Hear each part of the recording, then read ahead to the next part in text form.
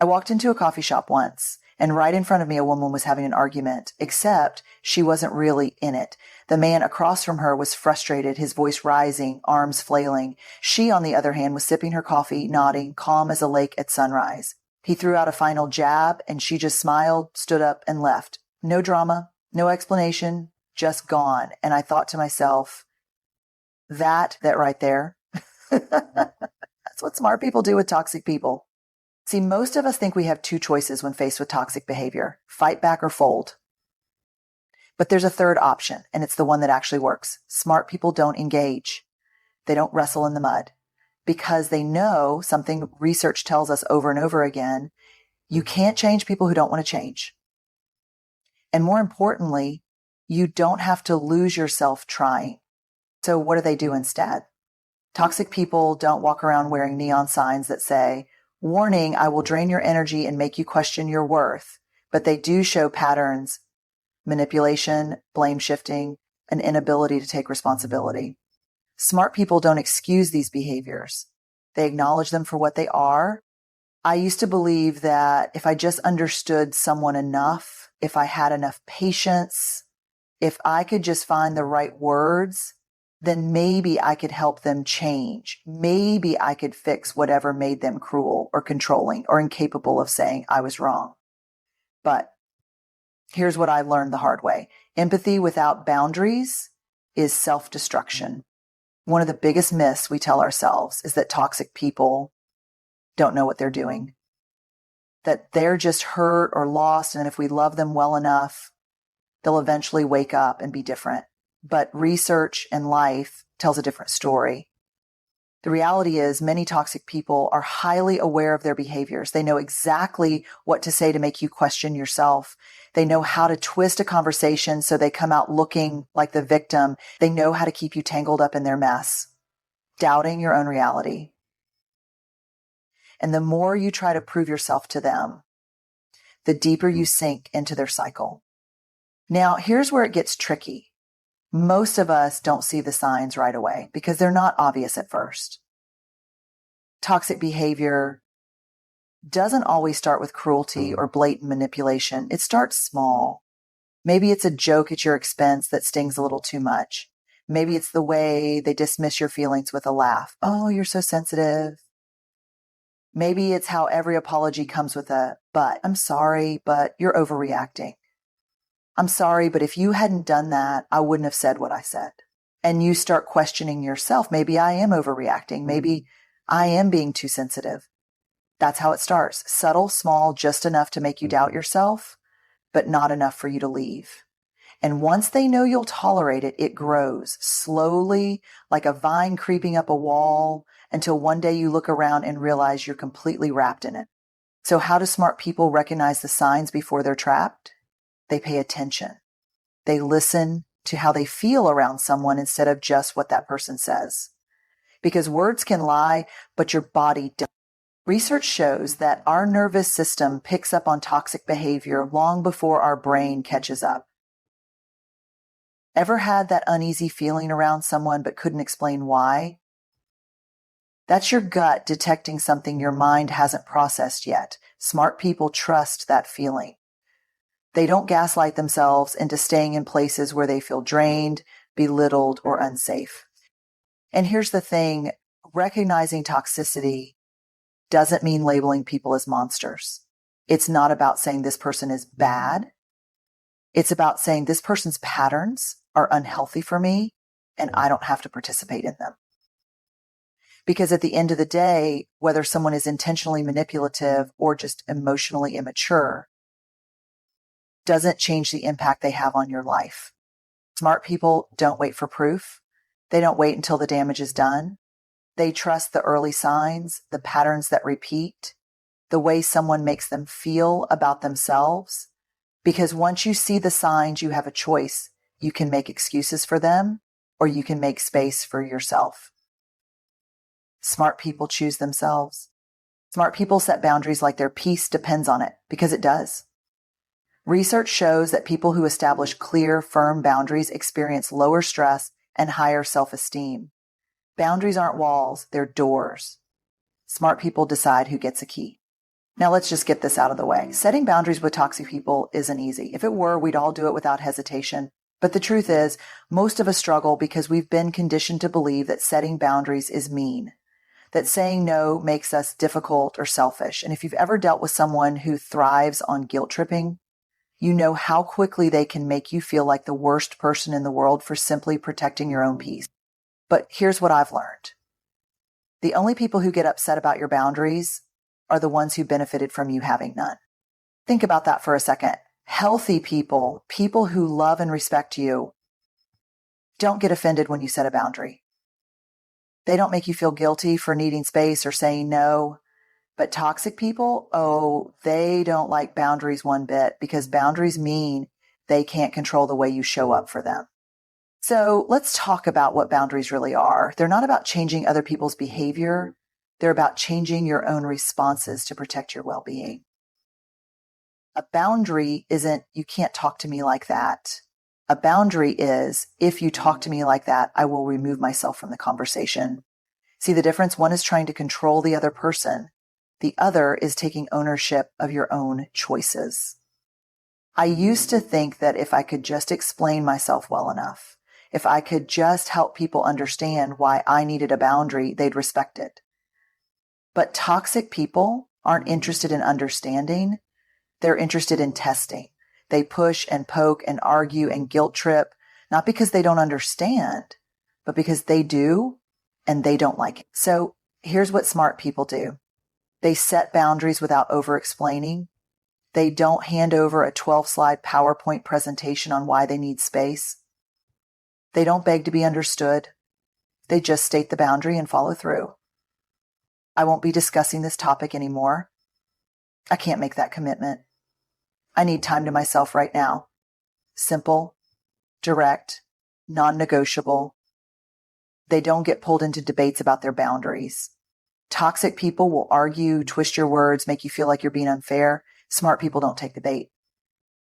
They know that the moment you start justifying, you've already lost. The boundary is not up for discussion. They enforce their boundaries with action, not just words.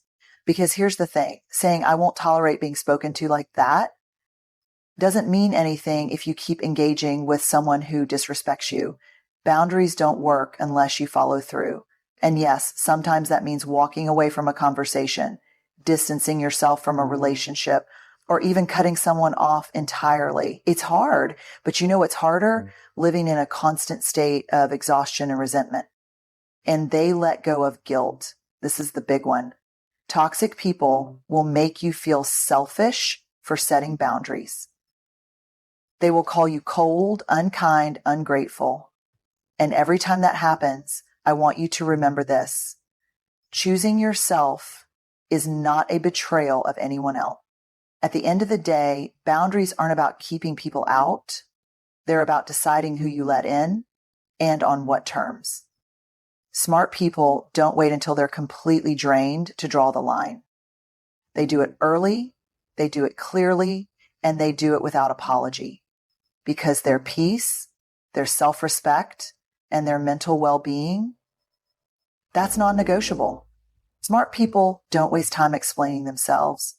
Here's the hard truth. Toxic people thrive on pulling you into justification, argument, and self-doubt. But as Maya Angelou said, never explain yourself. Your friends don't need it, and your enemies won't believe you anyway.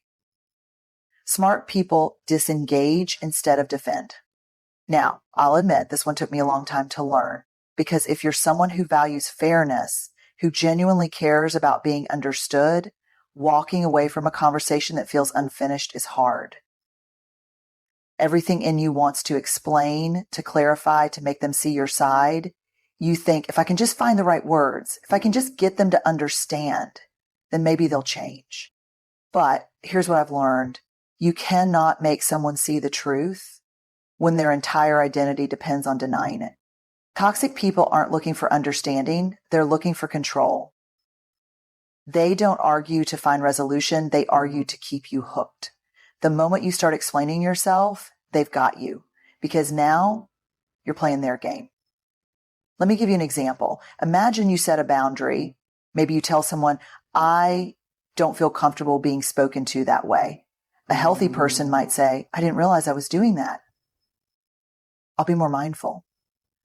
A toxic person, they'll say something like, wow, so now I can't even express myself around you. I guess I'm just a terrible person. And suddenly the conversation is no longer about the way they treated you. It's about their feelings, their hurt, their need to be reassured. And just like that, you find yourself apologizing for having a boundary in the first place. Smart people don't fall into this trap. They know that the moment someone starts twisting the conversation, shifting blame, or making them feel guilty for standing up for themselves, the discussion is no longer productive. And so instead of engaging, they choose a different response. Silence. Now, I know what you're thinking. Silence feels impossible when someone is pushing you for an answer. But here's something most people don't realize. You do not owe everyone an explanation. You don't have to explain why you're saying no. You don't have to justify why something made you uncomfortable. You don't have to prove that your feelings are valid. Because when you start explaining, you're really just asking for permission. And smart people, they don't ask for permission to protect their peace. There's a reason toxic people hate silence. It takes away their power. They can't manipulate what you don't engage with. They can't twist words you never say. And most importantly, they can't pull you into a fight you refuse to have. And here's the most powerful part. When you stop explaining, when you stop seeking their validation, they don't know what to do with you anymore. Because the only people who benefit from you constantly explaining yourself are the ones who were never going to respect your boundaries in the first place. I used to think that walking away from an argument meant losing.